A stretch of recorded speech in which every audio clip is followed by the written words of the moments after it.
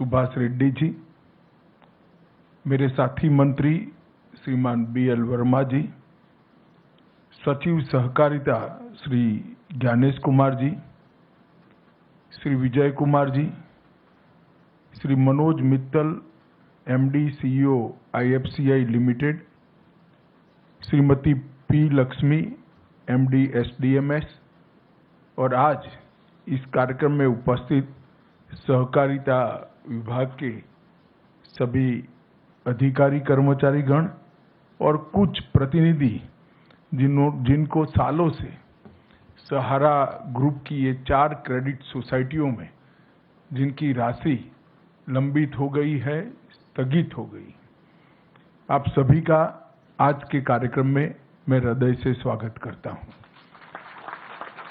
मित्रों, ये छोटा सा परंतु महत्वपूर्ण कार्यक्रम है।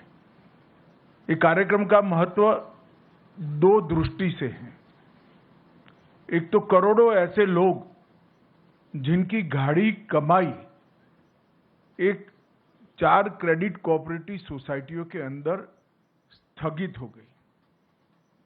घोटाले का आरोप लगा, कोर्ट केस हुए, एडमिनिस्ट्रेटर अपॉइंट हो गए हैं।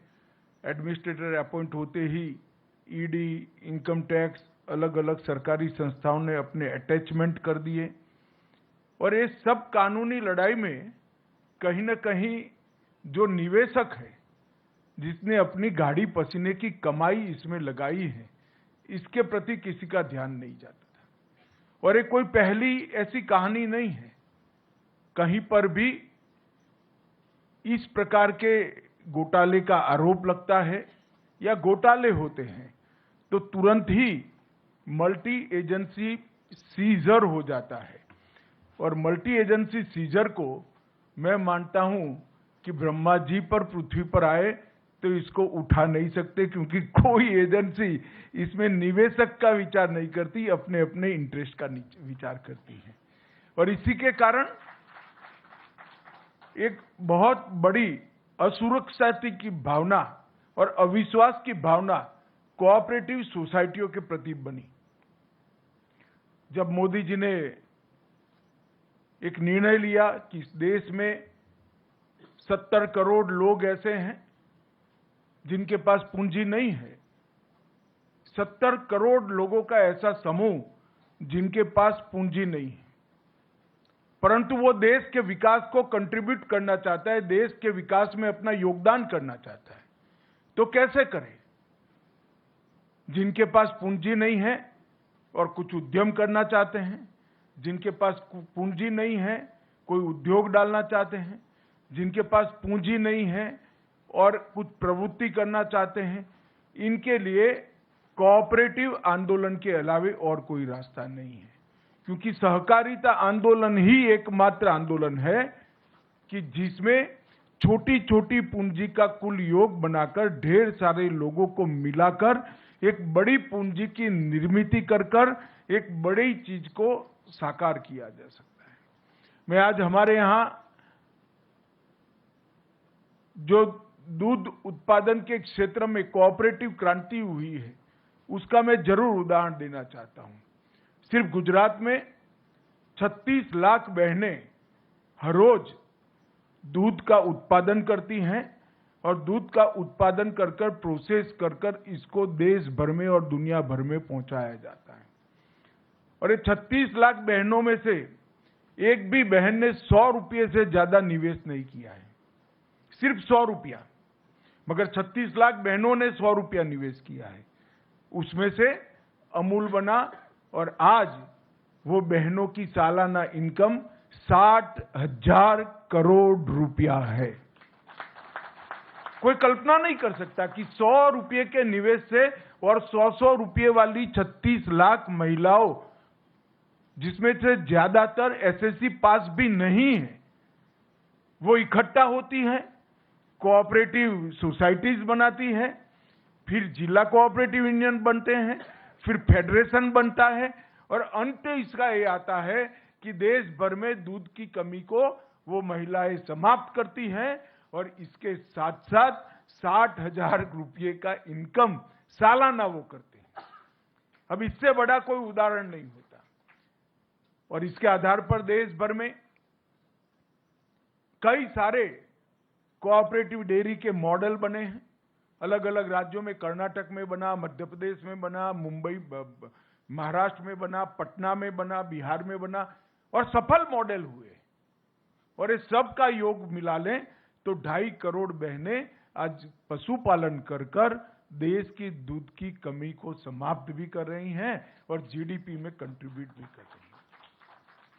ये तो उदाहरण हुआ एक सफल कोऑपरेटिव का, मगर कई बार घपले घोटाले के आरोप भी होते हैं और जो छोटे छोटे लोग इसमें निवेश करते हैं उनकी पूंजी जाया जाती है। सालों सालों तक, ये सहारा का ही उदाहरण ले दी, कितने सालों तक सुप्रीम कोर्ट में केस चला, सभी एजेंसियों ने इनकी प्रॉपर्टी सीज कर दी, अकाउंट सीज कर दे, एक सीजर हो तो उसका रास्ता निकाले, 7-8 एजेंसियों ने सीजर कर दिए।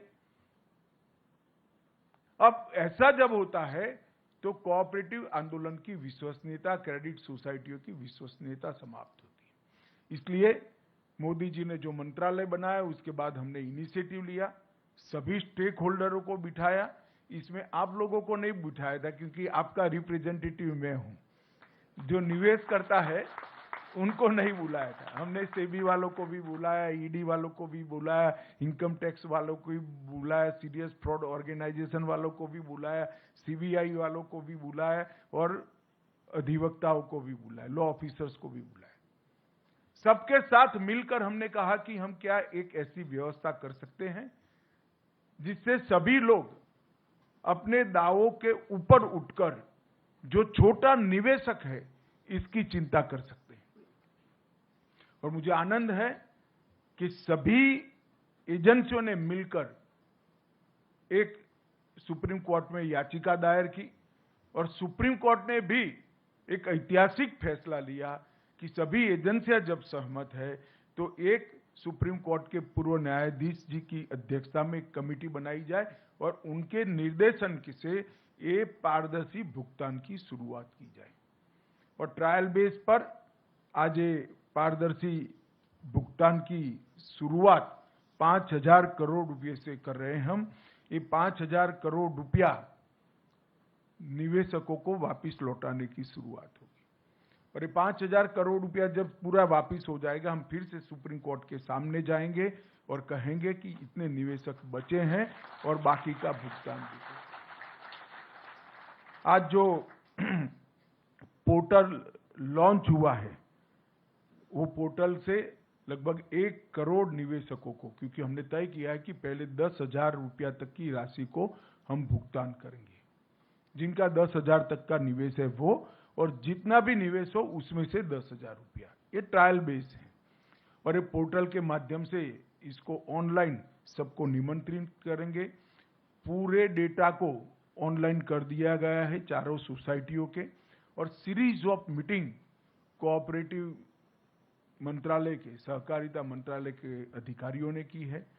हमारे जो स्टॉक होल्डिंग के साथी बैठे हैं उन्होंने भी बहुत बड़ा इनिशिएटिव दिया है।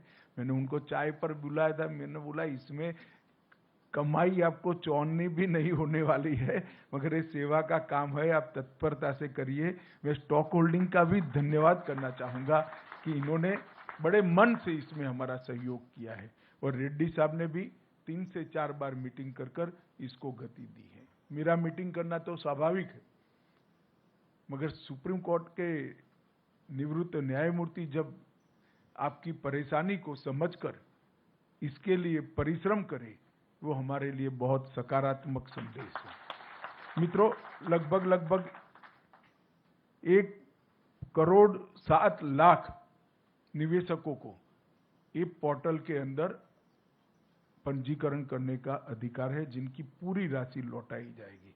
और कुल मिलाकर 4 करोड़ निवेशक हैं जिनको 10,000 रुपये तक की राशि प्रथम दृष्टि से उनको वापस दी जाएगी। और ये मैंने कहा ये शुरुआत है, अगर ये सफलता से होता है और सफलता से होगा उसका मुझे पूरा विश्वास है, क्योंकि पूरी प्रणाली को मैं समझा हूं।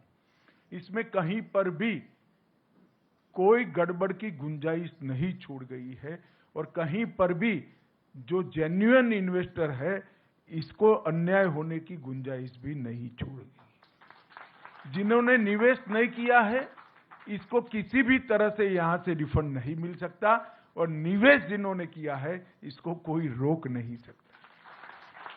मगर बहुत सारे निवेशक ऐसे होंगे जो ऑनलाइन पोर्टल पे शायद ना आ सके, मगर ये बहुत जरूरी है क्योंकि इतने सारे दावों का फिजिकली भुगतान संभव नहीं है। मैं आप सबसे निवेदन करना चाहूंगा कि सरकार ने सीएससी की व्यवस्था की है।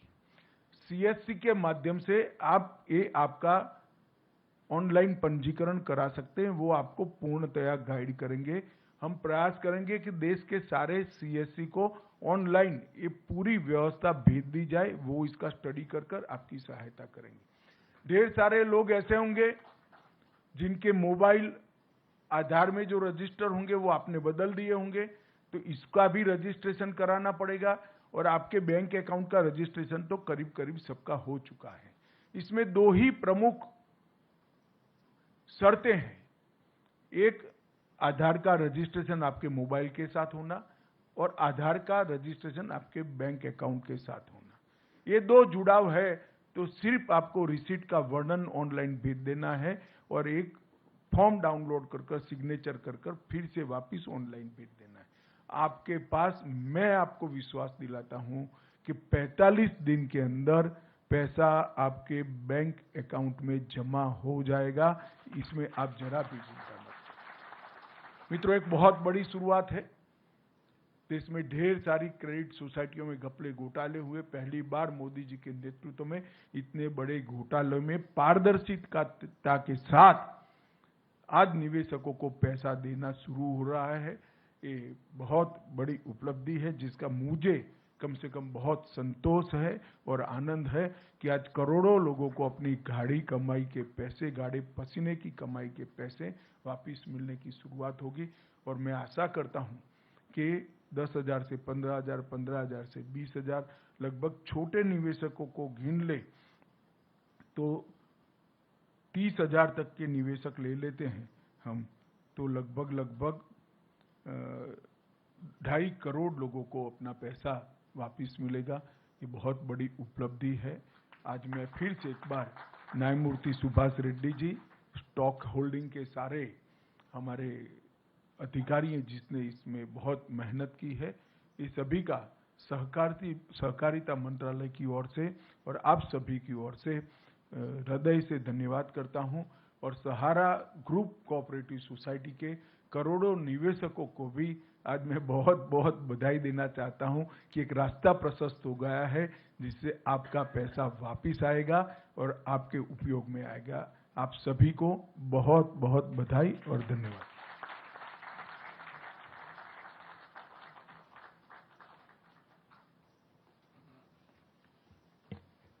माननीय मंत्री जी का बहुत बहुत धन्यवाद। इस समारोह में उपस्थित सभी अतिथियों की ओर से माननीय गृह एवं सहकारिता मंत्री जी का बहुत बहुत धन्यवाद कि उन्होंने आज के समारोह के लिए अपना कीमती समय दिया। साथ ही